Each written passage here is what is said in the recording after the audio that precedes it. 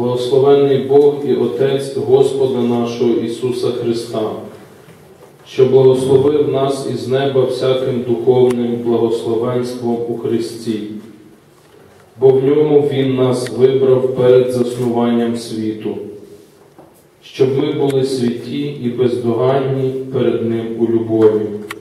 Він призначив нас наперед для себе на те, щоб ми стали Його синами через Ісуса Христа за рішенням своєї доброї волі.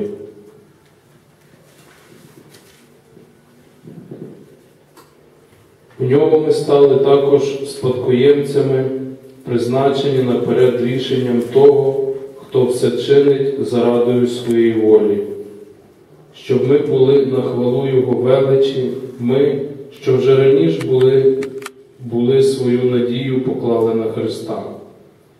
У ньому і ви, почувши слово правди, благовість вашого спасіння, в яке ви повірили, були запечатані обіцяним Святим Духом, що є завдатком нашої спадщини для повного визволення викуплених на хвалу Його величі.